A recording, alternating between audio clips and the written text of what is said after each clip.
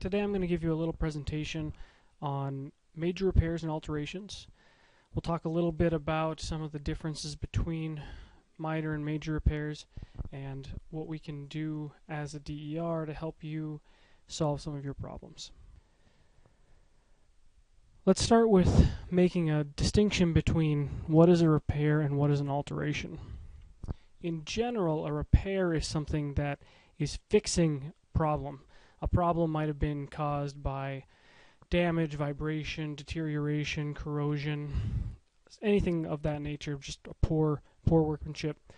And so to repair something would be to bring it back to the condition that it either was prior to damage or should have been prior to being repaired poorly or having something else done to it. An alteration, on the other hand, is taking something from one airworthy or good state to a second or a third airworthy or good state. In this case, before the change, the aircraft was airworthy, and after the change, the aircraft is also airworthy. When it comes to repairs and alterations, there's a lot of question about what is a minor repair and what is a major repair. In this case, or a minor alteration and a major alteration.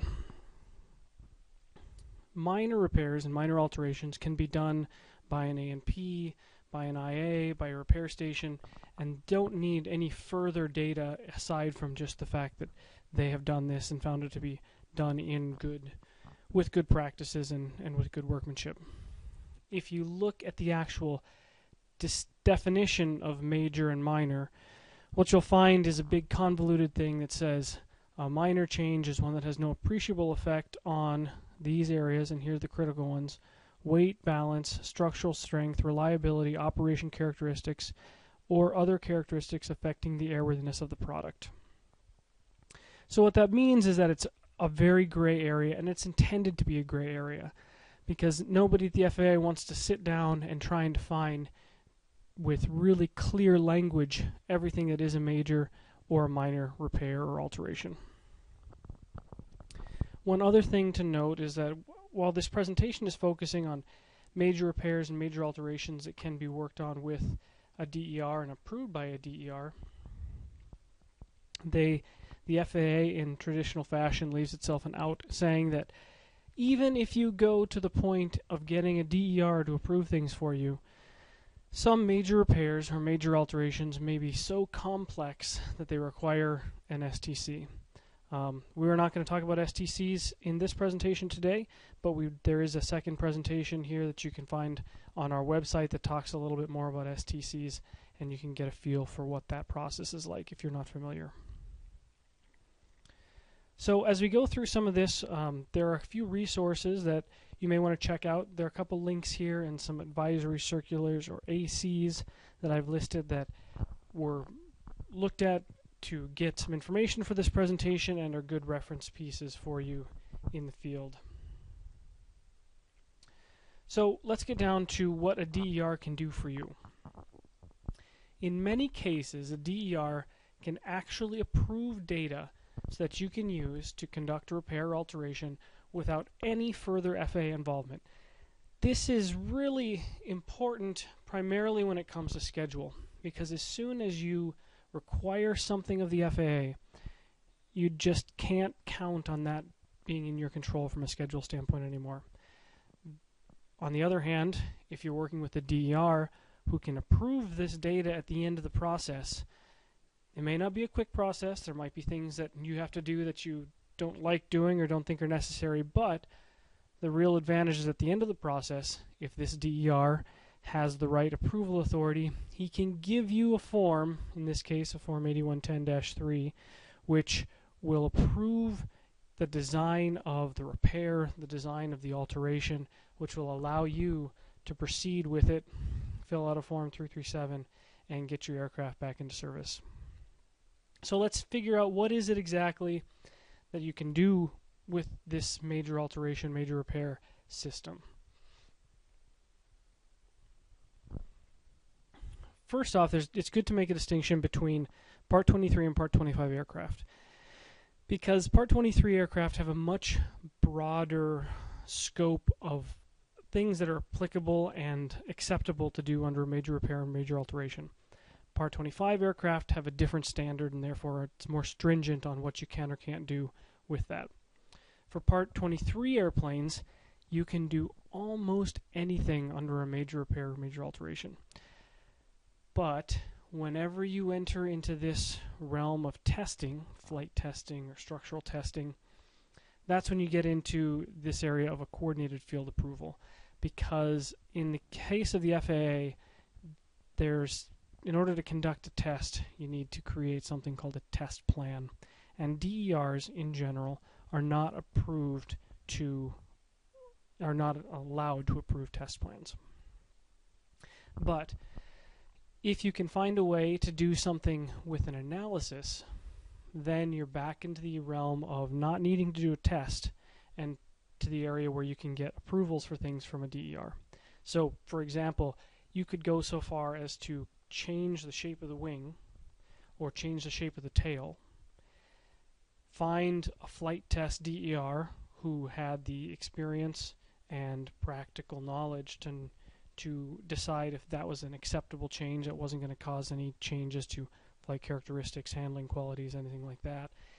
If he felt comfortable doing that, then it's totally legitimate for him to approve that change as a DER with no further FAA involvement.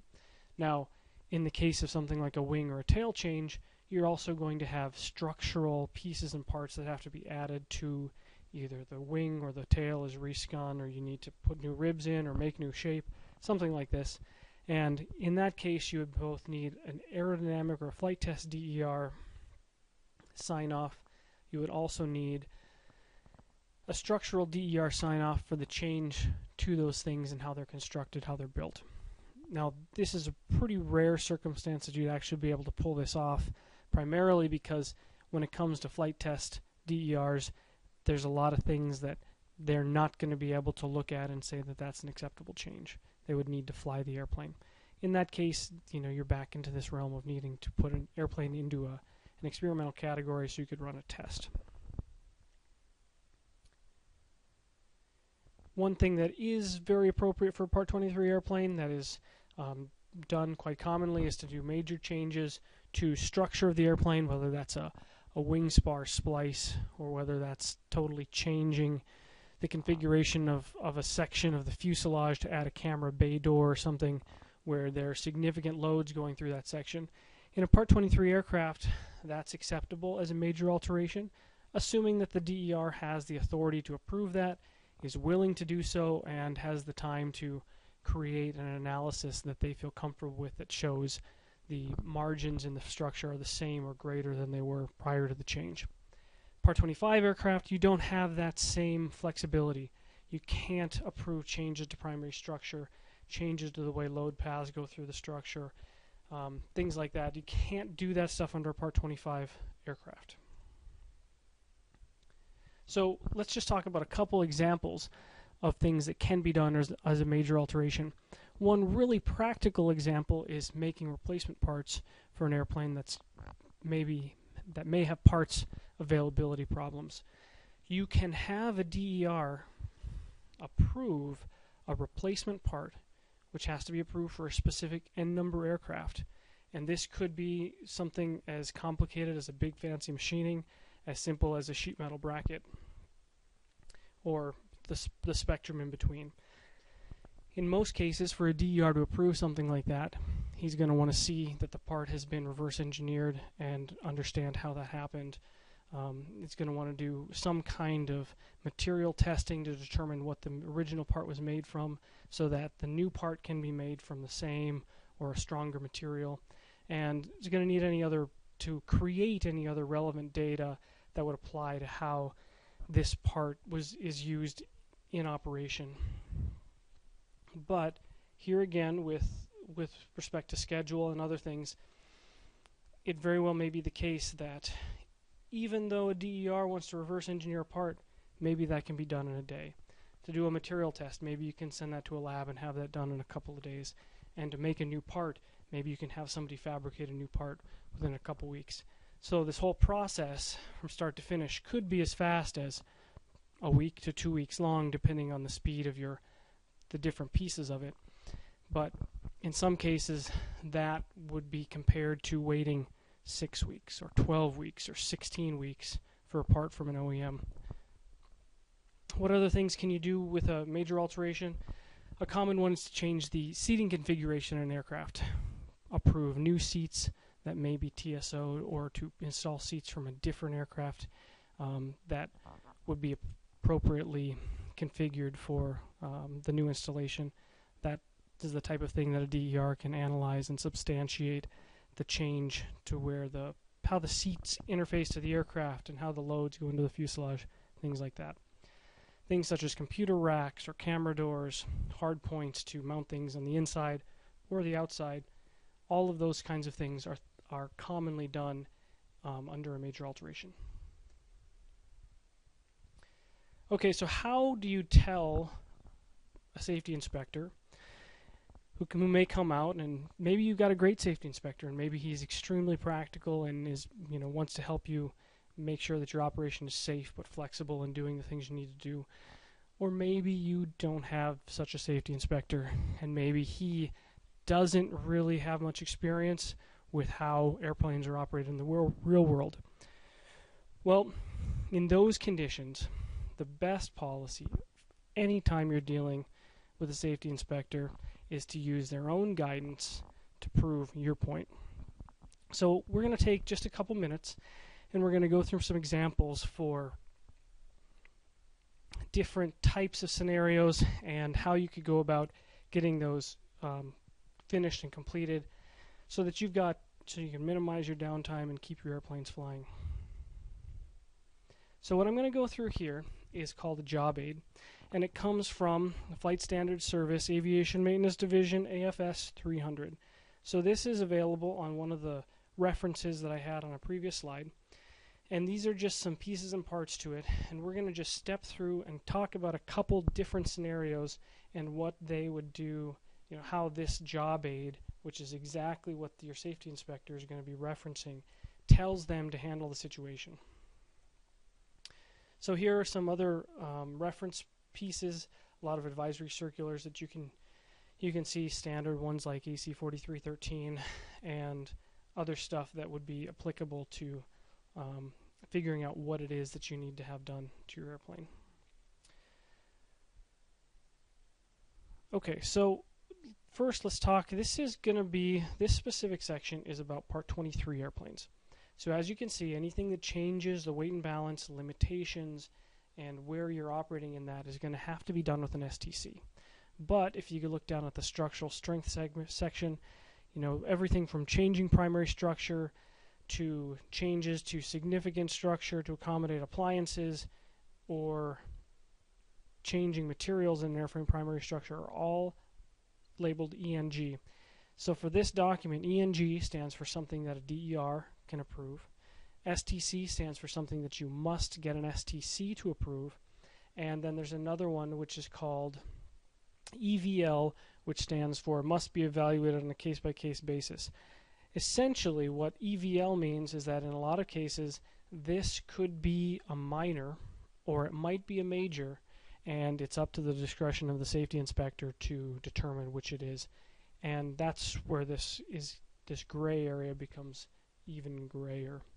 All right, so in this case, the section in this page that says EVL is for structural reinforcements not affecting flutter, i.e. using the same material specified by the manufacturer, the next thicker size.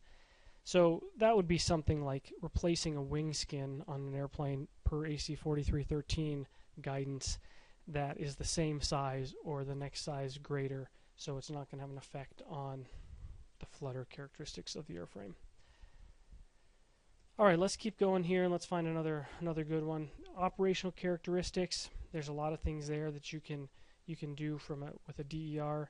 The one that I find interesting is changes in basic direct dimensions or external aerodynamic contour configurations of the aircraft, such as the wing and tail planform. Those are the kinds of things that, while this guidance says can be done with a DER, and while we talked about it a little bit earlier, it's generally not the kind of thing that you're going to find a DER willing to do, because most of the time there's a lot of that would affect a lot of things, from flight handling qualities to structural strength to performance and everything in between. So as you can see, we're just stepping through here and seeing some other things that can be done under STCs, DER engineering approvals, or must be evaluated. So the next thing we'll talk about here is changes to transport category airplanes, or Part 25 airplanes. One thing you'll notice here is that there is much less that can be done as an engineering approval. You can do alterations that install small equipment mounted externally to the fuselage skin. That would be like antennas or some kind of a small sensor or something like that. The inside stuff is much more readily altered and approved by a DER. But you'll see here at the top of this slide the changing the structural panels and load-bearing components that could affect service life. That must be done under an STC. So things like putting in big camera door openings or bay doors, things like that on big transport category aircraft, or even small transport category aircraft, fall into this category of needing an STC. And as you can see, everything in reliability section, there's a tremendous amount that needs an STC. And as we go down the list, more and more of those things are required under an STC, although there are still a fair number that you can have as a DER approved data, and that's a lot of stuff on the inside of the airplane, systems related things, avionics, items that may be approved in and of themselves but need to then be approved in the installation on an aircraft. So we won't spend too much more time on these specific slides, but there's one other that I did want to kind of walk through. And this is also in that same AFS 300 document, this job aid, and it's called the Major and Minor Determinations Flowchart. And this is exactly the kind of thing that you're going to have to use every time you're waiting in this area of, well, is this a major change or a minor change? Is it a major alteration? Is it a minor alteration? And so we'll step through it. So starting off, if the alteration is listed in the product specifications, then it is not going to be major. It will be a minor change. If it's not listed in the product specifications, then you have to go through these other questions. So, does it appreciably affect the weight, the balance, the structural strength, the performance, the power plant operation, the flight characteristics, or other qualities affecting airworthiness? If you answer yes to any of those, then you have to go to it being a major change. If you say no to every single one of those questions, then you come to this second portion of the tree, which says, is this accepted practice or elementary operation? If you say yes, then, and it's a repair, then you have to ask yourself the question, if improperly done, would this repair appreciably affect airworthiness characteristics? If you answer yes to after all of that, then it goes back to being a major. And only if you say no, that if somebody screws up this repair, it won't appreciably affect anything, can you call it a minor. And likewise, if it's not a repair and it's done with acceptable practices or elementary operations, you can call that a minor alteration. And again, this same criteria could apply even though it's not in the flowchart.